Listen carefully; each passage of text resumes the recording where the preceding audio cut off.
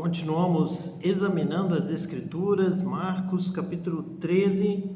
Agora nós chegamos ao versículo de número 12, que diz assim: E o irmão entregará à morte o irmão, e o pai ao filho, e levantar-se-ão os filhos contra os pais, e os farão morrer. Dentro da continuidade do nosso estudo sobre o abismo, as trevas sobre a face do abismo, nesse abismo encontra-se o destruidor com os seus demônios. Ele é o príncipe do abismo, Abaddon, Apolion, conforme encontramos no Apocalipse. Esse abismo significa mesmo o príncipe da morte, do fim, reservado então para o Apocalipse, para o final dos tempos. Então, nesse momento, esse versículo está falando sobre a morte. Os filhos se levantarão contra os pais e os farão morrer. Então, realmente estamos aqui com uma mensagem que descreve uma ação demoníaca do fim dos tempos, porque agora não há mais limite, alcançou-se o ápice. O irmão entregando a morte, a destruição, então chegou naquele ambiente onde esperaríamos, nos acostumamos a ver a amizade, a contribuição, que é o ambiente familiar, um ajudando ao outro, formando uma família, crescendo junto, com amor no lar, um colaborando com a vida do outro. Mas agora há um espírito da destruição que leva agora aqui a um espírito de inveja, de competição, de destruição entre os próprios irmãos. Irmão entregará à morte o irmão, porque ele vê agora o irmão como um rival. Ele cobiça de tal forma, a maldade e a iniquidade se multiplicaram de tal forma que ele cobiça a posição do outro irmão. Ele tem uma rivalidade extremada, uma rixa. Ele acusa o outro irmão de ter sentimentos ruins contra ele. Ele pensa o mal. Ele acha que o irmão vai estar com inveja, vai tentar destruí-lo, então ele precisa destruir antes. Todo esse conceito de morte e destruição, então, vem à tona. Já foi aberto o poço do abismo. Nesse momento profético de Marcos 13, se nós o projetarmos até o Apocalipse, o poço do abismo já foi aberto, o diabo já está agindo mesmo para a destruição final, destruindo a família, destruindo os relacionamentos mais chegados, mais próximos. Amigo mais chegado que um irmão. Veja que é um texto que valoriza a proximidade dos irmãos e valoriza aqui, exalta dos amigos, a possibilidade de se chegar mais a um amigo até do que a um irmão. Então os dois estão sendo valorizados. Mas aqui no fim dos tempos, nós já falamos sobre isso, que o diabo não valoriza nada, não valoriza bem, não valoriza aliança, acordo, troca de favores. São linguagens humanas. Isso não se encaixa em nada que o diabo está fazendo. Ele veio para destruir, ele é o destruidor, ele é o Apolion, justamente do Apocalipse, da suprema revelação da destruição, da morte, do fim dos tempos, do juízo final, do fim dessa terra conhecida, para que então possa haver uma nova terra, um novo céu em que habita a justiça. Mas aqui o pai vai se levantar contra o filho e vai entregar o filho à morte, porque ele é rival do filho, ele tem medo do filho, ele sente que o filho vai matá-lo, então ele precisa matar primeiro. E levantar-se os filhos contra os pais e os farão morrer. Então é o cúmulo da rivalidade, chega ao extremo da morte. Eu não posso deixar viver, porque senão ele vai me matar primeiro. É como um duelo de fim do mundo, fim dos tempos. Agora realmente o diabo está agindo para levar a humanidade à morte, como ele planejou e desejou lá desde o início, quando ele soube que tinha uma árvore, que se o homem e a mulher comessem, eles iriam morrer. O diabo correu para perto daquela árvore. Essa árvore aqui é minha, essa árvore aqui me interessa. Essa árvore vai me fazer cumprir rapidamente o meu propósito de levar à morte, à destruição. Então ele é o destruidor. Versículo 13. E sereis odiados por todos por amor do meu nome, mas quem perseverar até o fim, esse será salvo. Aqui também está um ponto central da revelação, da luz. Aqui está a palavra da perseverança, perseverar em fazer o bem, perseverar na obediência a Deus, perseverar em guardar os mandamentos de Deus, o novo mandamento que Jesus trouxe para nós, que Ele nos ensinou. Então nós temos que perseverar. Temos aqui repetido, vamos falar mais uma vez sobre isso, a respeito de perseverar na luz, andai na luz, andar na luz como Ele na luz está. É aí que o sangue de Jesus nos purifica de todo pecado. Então nós temos que perseverar em andar na luz, na verdade, na adoração. Você tem que perseverar todos os dias. O que é que você tem que fazer todos os dias?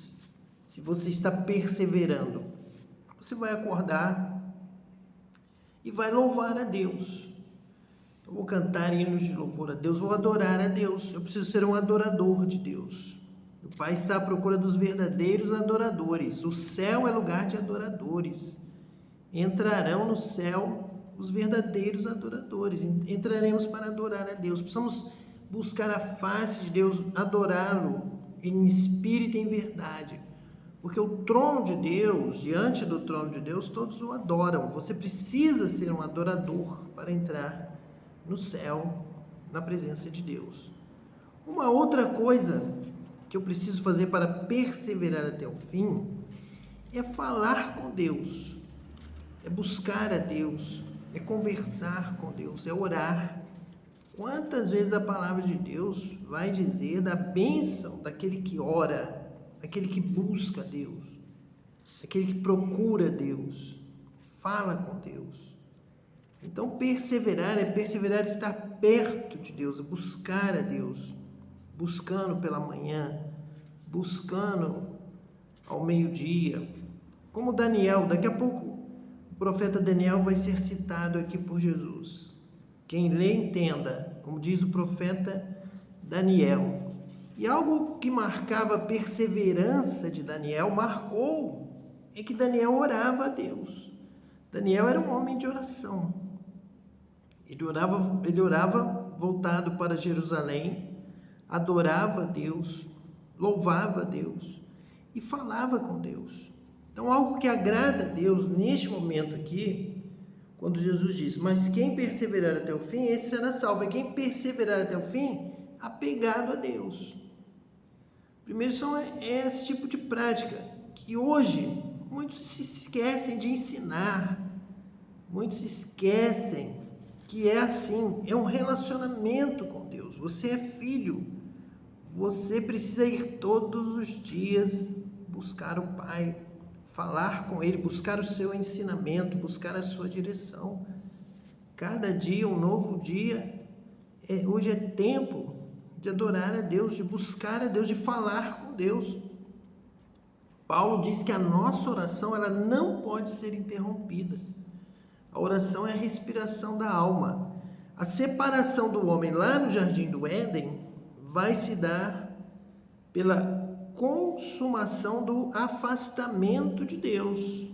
O homem foi criado para estar com Deus todos os dias, para falar, conversar com Deus, Deus procurando o homem buscando a Deus e andando junto. E nós precisamos retornar ao Pai, retornar à casa do Pai, retornar à comunhão com o Pai. Temos que ter comunhão, não podemos perder a comunhão. A nossa vida está na comunhão com Deus, na proximidade com Deus. Nossa vida está em Deus. A vitória é daquele que anda junto ao Senhor, com Ele, conversando com Ele, passo a passo. Eu faço isso, nós podemos fazer isso pelo batismo com o Espírito Santo, que o Espírito Santo vem habitar em nós, ele conversa conosco o tempo todo, nos dirige, nos orienta, fala, nós falamos, nós dialogamos, nós vivemos juntos. Então, essa é a vontade do Pai quando diz que quem perseverar até o fim, esse será salvo. Então, nós temos que colocar no seu devido lugar a graça que inicia. Eu iniciei com a graça. Eu não precisava ter feito nada para iniciar. Mas se eu vou dar um passo, já é perseverar próximo ao Senhor, andando com Deus. Eu tenho que andar na luz. Eu posso cantar e falar da maravilhosa graça, mas eu preciso falar e também cantar da maravilhosa luz. Luz para o meu caminho. Se eu estou vivendo, se a vida continua, se eu preciso perseverar, eu preciso prosseguir ao lado do Senhor. Eu preciso andar em obediência. Eu já tenho a graça. Agora eu preciso das obras, dos passos, da minha ação, da minha atitude. Viver com Deus. Isso é importante, isso não pode ser perdido.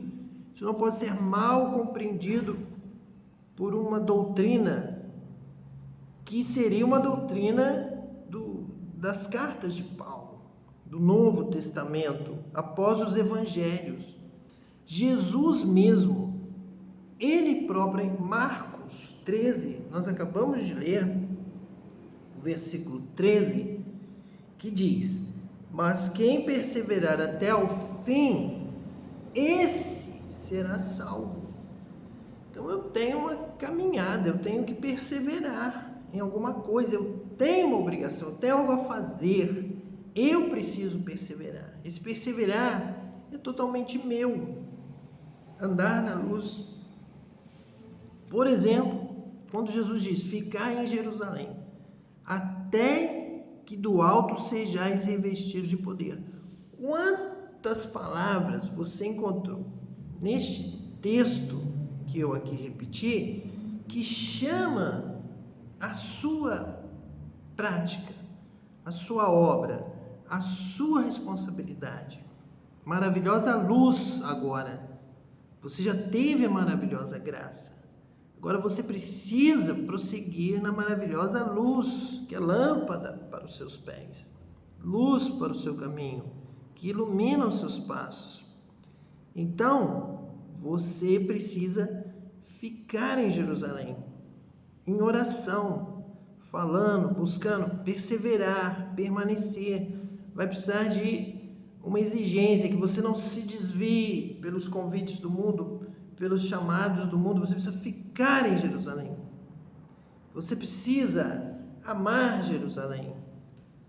Você precisa estar satisfeito com Jerusalém. Você não pode ter a concupiscência que o diabo lançou no primeiro casal para eles quererem outros lugares, quererem mais, querendo sair da presença de Deus. Fica na presença de Deus. Fica onde Deus está mandando você ficar. Fique aqui examinando as Escrituras. Fique na palavra. Fique orando. Fique buscando. Fique meditando na palavra. Até um certo tempo. Até que do alto sejais revestidos de poder. Você precisa receber. Você precisa crer, buscar para ser batizado com o Espírito Santo. Então você precisa perseverar até o fim. O fim é este caminho. É ficar em Jerusalém, receber o batismo com o Espírito Santo, perseverar na prática de boas obras, dando fruto no evangelismo, no testemunho, uma vida de obediência, de louvor, adorando a Deus, orando, clamando, pedindo, batendo, buscando, obedecendo a Deus, fazendo bem, amando o próximo.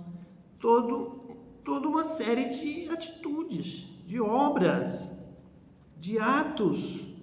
Você será julgado. Nós lemos lá Apocalipse capítulo 20, repete 2 vezes. Todos serão julgados um a um. Olha só que força, que direcionamento. Não será assim coletivo, rapidamente, não. Virá um por um e serão julgados conforme as suas obras. Então, quando eu aprendo isso, quando eu tenho essa responsabilidade, eu entendo Marcos 13, versículo 13, que diz: mas quem perseverar até o fim, esse será salvo.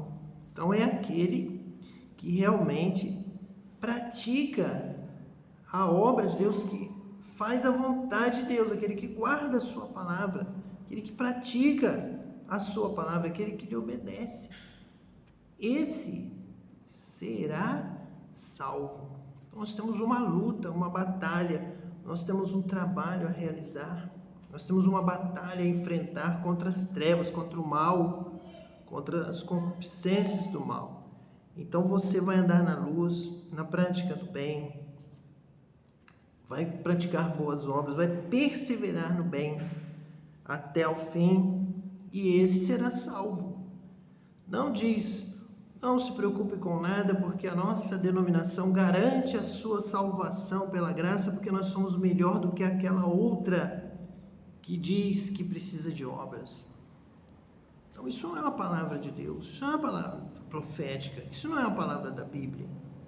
Isso não está te ajudando, isso não está te motivando, incentivando a que você construa, que você pratique, que você seja luz, que você resplandeça, que você realmente ande no caminho do Senhor.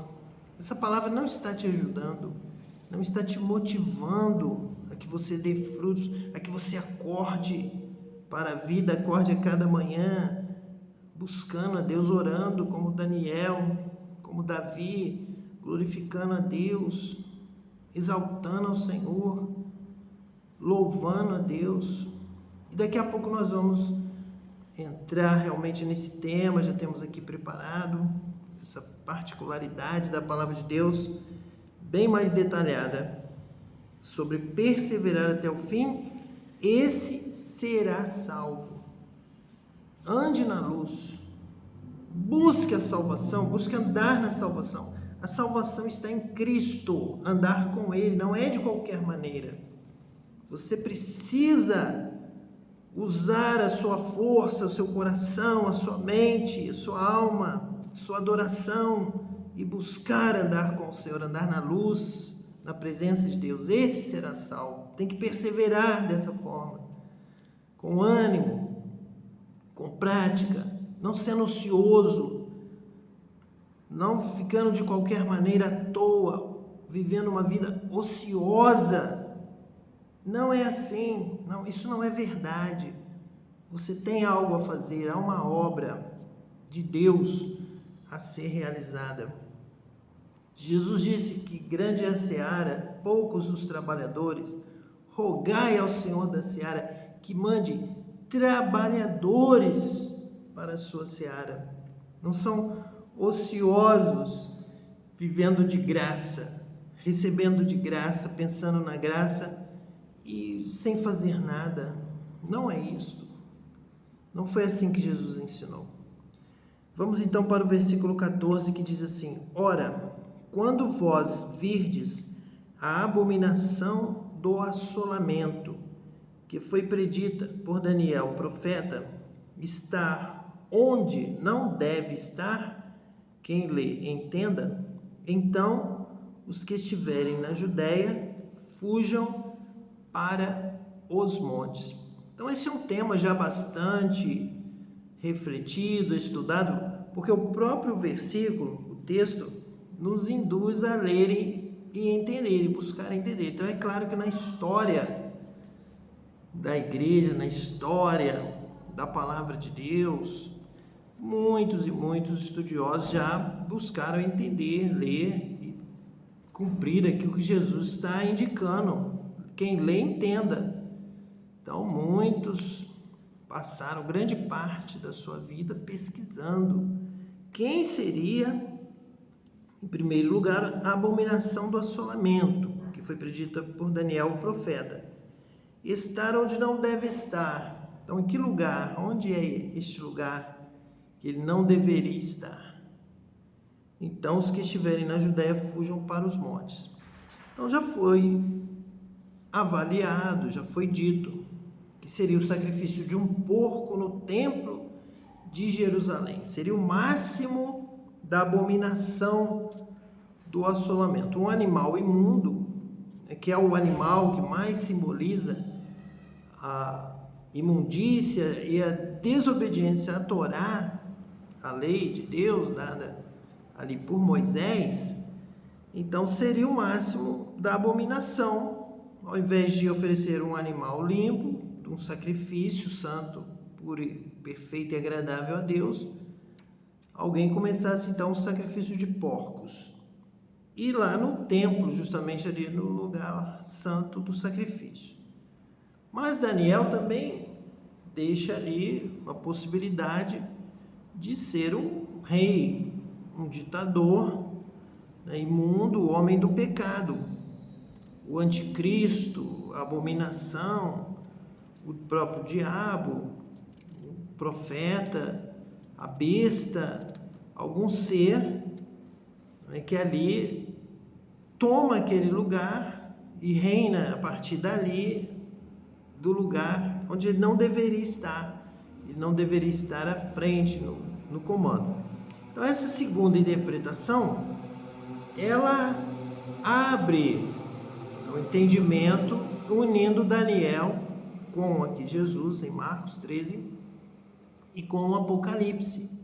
O príncipe das trevas, o Apolion, o destruidor, o dragão, a serpente, o diabo.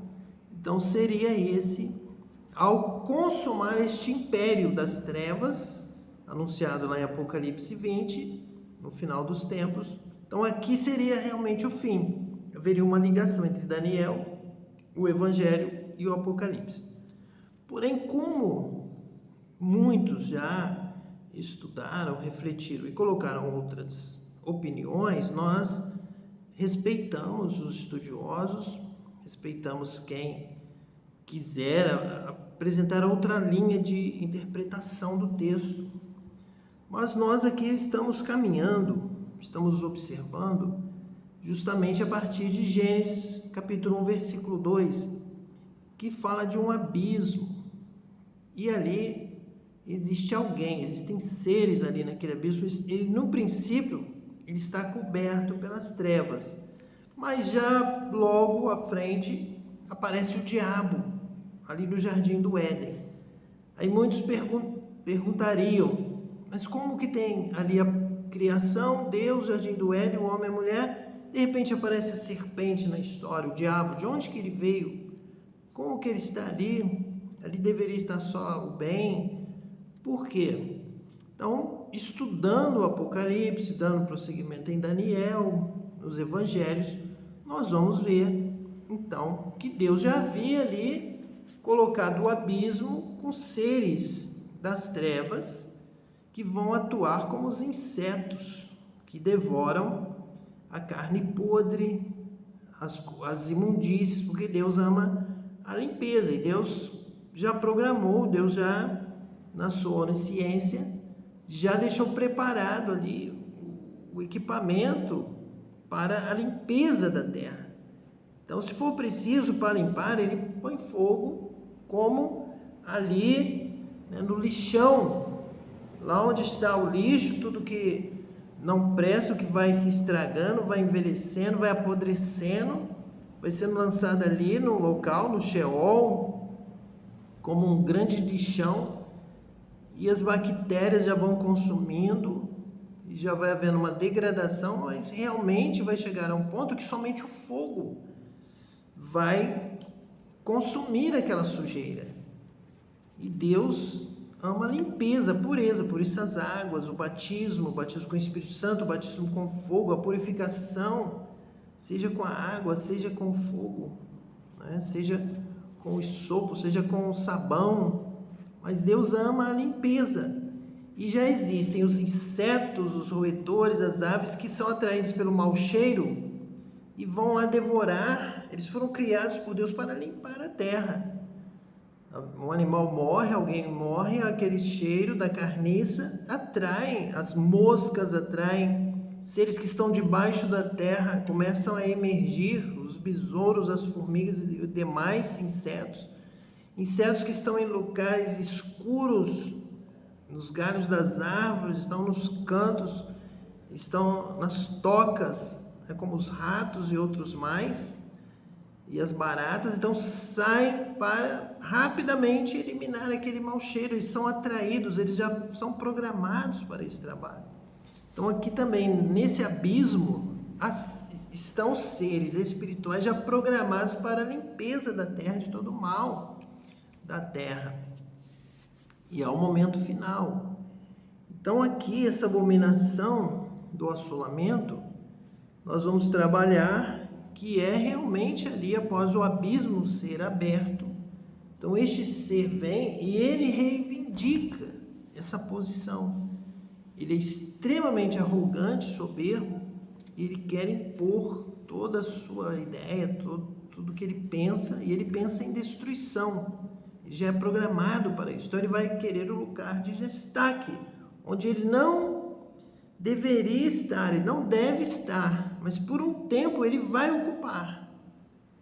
Ele vai, então, estar tomando de qualquer outro dos homens, e ele vai querer, ele pensa que só ele pode estar ali.